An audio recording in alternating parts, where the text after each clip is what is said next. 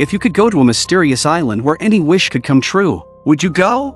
The film begins with a character named Sloane being captured on a strange island. Before she could call for help, she is taken away. When the scene shifts, a plane brings 5 tourists to Fantasy Island. The island's host, Mr. Rourke, rushes out to greet them. The group includes Melanie, Brax, JD, Patrick, and the elegant Gwen. The assistant explains that they are the winners of a contest and thus have the opportunity to visit Fantasy Island. This island is very mysterious, and each person has their own special room. Honestly, the environment is quite nice. Melanie brings a photo, and it's clear that the man in the picture has a special relationship with her. After settling in, the assistant prepares to leave but unexpectedly starts bleeding from his nose. This is a bit strange. The group then meets Rourke, who introduces them to Fantasy Island. He explains that anyone who comes here can have their wish granted, but there are 2 rules they must follow. 1. Each person can only have 1 wish. 2. Each wish must unfold naturally. Brax and JD, the 2 brothers, are eager to make their wishes and decide to fulfill theirs that very night. Rourke takes them to an outdoor party, and the 2 are extremely happy. This might be the life they've always wanted. There are countless beautiful men and women here. JD enjoys the company of women, and Brax prefers men. They are very satisfied with their wish, but both Brax and Gwen notice a man with charred black skin. When they turn around, he's gone. It could have been a trick of the light, but it felt real. Next, it's Gwen's turn to make her wish. Rourke asks her what she desires. Through conversation, it's revealed that her wish seems to be related to an engagement from her past. She had rejected a man who loved her, and now she regrets it, especially because who wouldn't want to get married and have children? In the end, her wish is granted. The man she once turned down reappears at the place where they once dated. Gwen can hardly believe it, but this is the magic of Fantasy Island. As for Patrick, his wish is to become a soldier, and Melanie's is to exact revenge on the woman who bullied her in the past. Both of their wishes come true. Melanie sees the woman who once tormented her. At first, Melanie believes it's just a holographic projection, but everything looks so realistic. The control panel with various buttons allows her to control different forms of torment, such as splashing toilet water or uploading her ex's infidelity video to social media, making sure her husband sees it. The methods of torture are satisfying for her. While Patrick is placed in a jungle setting, before he can react, a scruffy man named Damon appears. Damon warns him that things aren't as they seem here, and if he doesn't listen, he will die. Before he can say more, soldiers appear and capture Patrick. They don't know Patrick's identity, so they need to take him to see their leader. By this point, all 5 of them have had their wishes fulfilled. Brax and JD have their beautiful people, homes, and riches. Gwen is proposed to again, and Melanie has her revenge. Patrick meets the leader, and shockingly, the leader turns out to be his father, who was believed to have died on the battlefield. Before Patrick can fully process this, they are attacked. Clearly, the dream is too real enough that it could be dangerous. Meanwhile, Melanie also realizes something is wrong. A deranged killer, seemingly the doctor she hated from her past, is preparing to torture Sloane. Although Melanie wanted to punish Sloane, she didn't mean for him to die. In the end, she uses electricity and water to defeat the killer and save Sloane. Come on! Go! But things aren't much better for the 2 brothers. They were just enjoying some drinks and chatting, when suddenly, a group of armed criminals bursts in. Although they contact Rourke, he tells them that these people used to live here years ago. They don't understand what's happening, but this is getting terrifying. Moreover, once a wish is granted, the dream cannot be stopped. Eventually, the 2 brothers are captured. Melanie and Sloane, who are fleeing, are once again attacked by the doctor, but then a man appears and kills the attacker, leading them on a desperate escape. As time passes, the 5 people who made wishes begin to regret their decisions. Melanie and the 2 brothers are not doing well, as the situations they are encountering are life-threatening. Patrick also regrets his wish. As he tries to explain everything to his father knows that he is doomed to die on this mission, so he plans to leave with his son. However, this doesn't align with Patrick's expectations. His father sacrifices himself on the battlefield to save others. If he had left, others might have died. Gwen's wish is even more bizarre. She gets proposed to, and seemingly overnight, 5 years pass, she also gains a child.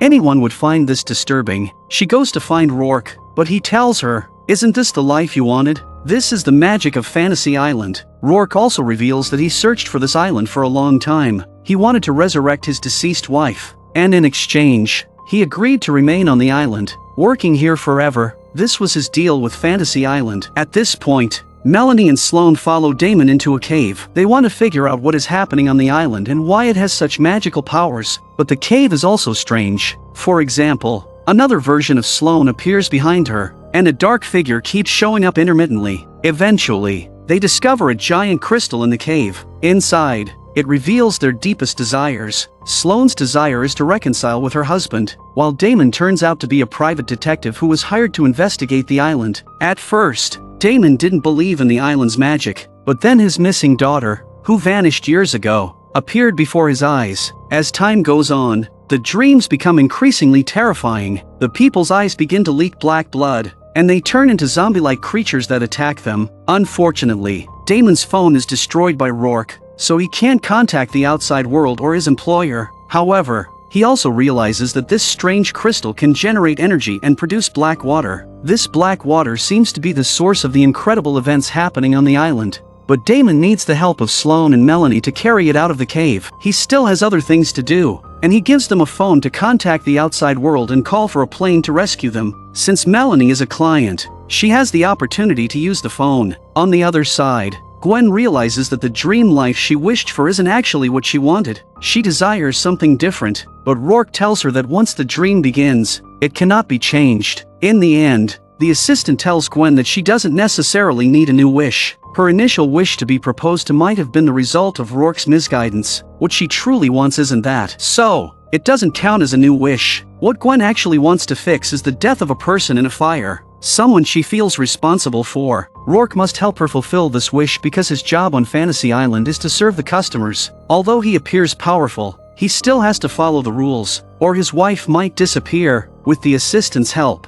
Gwen finally enters the burning building. However, the fire is too intense, and she cannot open the door to save the person. She attempts to seek help but sees the two brothers escaping down the hallway. She even encounters Patrick downstairs. Because Patrick was a police officer, neither he nor the brothers help Gwen, and the person she hoped to save ultimately dies. If the assistant hadn't helped Gwen escape, she would have died in the fire. As for Melanie and Sloane, they continue arguing about the past, but now survival is more important. Unexpectedly, the killer doctor reappears. To protect them, Damon sacrifices himself, pushing both of them off a cliff. Now only the two of them remain, and they need to think of a way to survive. While things are dangerous on this side, Patrick's situation isn't any better. His father eventually decides to carry out the mission, and the mission's location turns out to be where the two brothers are. Isn't this betraying their own people?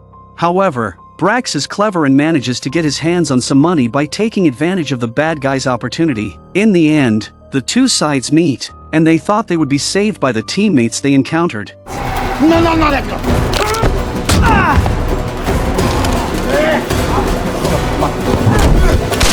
But unexpectedly, the dead bad guys rise again. JD is killed, and to protect the others, Patrick's father dies in battle.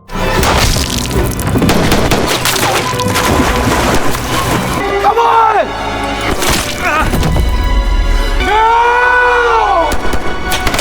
Now, the scene shifts to Melanie and Sloane. How can they contact the outside world? She thinks of Sloane's husband. Clearly, there must be a way to contact him through the torture devices, so they rush back. Melanie manipulates the machines and successfully dials a phone number. Sloane then apologizes to her husband and finally receives his help. Just after contacting Brax, Patrick also arrives here. They are looking for Rourke, and everyone knows that the place is incredibly dangerous, so they need to leave as soon as possible. But will Rourke let them go? Clearly, the answer is no. However, there's one question that has been lingering in my mind. Why is Rourke doing this?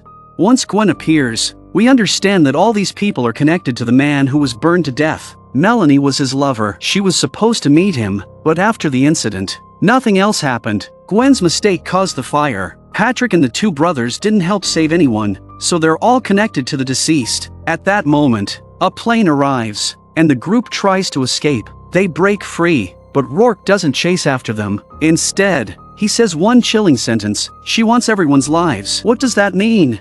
The plane doesn't land as expected, but is destroyed mid-air. Now, the only way to leave seems to be by destroying the crystal in the basement. If they destroy it, perhaps everything will change. But when they enter the cave, Each person faces terrifying visions. Gwen faces the daughter she never knew. Sloane meets another version of herself. Patrick encounters his deceased father, and Brax is confronted by his dead best friend. Everyone's situation is terrible, until each of them overcomes their nightmare and reaches the crystal. That's when all the mysteries are revealed. It turns out that it wasn't the deceased's mother who wished to bring them here, but Melanie. Her relationship with the deceased wasn't simple because these people caused the death of the one she loved. She wanted revenge. Had it not been for them, maybe she and the deceased would have been a sweet couple by now. Sloane also admits that she, too, was brought here because of someone who had once bullied her. They had unknowingly played a large-scale game on this island. Initially, there was no opportunity to destroy the crystal, but Rourke stopped them. He wouldn't let them do that, and Rourke's lover is the assistant. Although Rourke stayed here, his wife was not truly resurrected. Instead, she is with him, dying again and again. His wife has no memory of him, so each time he tries to pursue her, it tires him out. In the end, Rourke says that his lover is actually his assistant. But how many people can truly endure such torment? Rourke had planned to leave, but his lover seems to have figured out the truth. She hopes that Rourke will help them. Is this really the life Rourke wanted? Rourke is moved and returns to tell the others. Although this nightmare was created by Melanie, it could have been anyone's dream. As long as they drink the black water, Sloane picks up the flask that Damon gave her. Finally, they send Melanie to meet her lover, but in the final moment, she unexpectedly throws a grenade. Patrick, in an attempt to protect everyone, ultimately dies here. In the end, only Gwen, Brax, and Sloane survive. Now they must leave, but Brax wants to let his brothers go. So, he sacrifices himself, choosing to stay behind, and because Rourke broke the agreement, his wife vanishes from the island. The story ends here. In the end, there's no such thing as a perfect life. The people who truly dedicate themselves selflessly to your family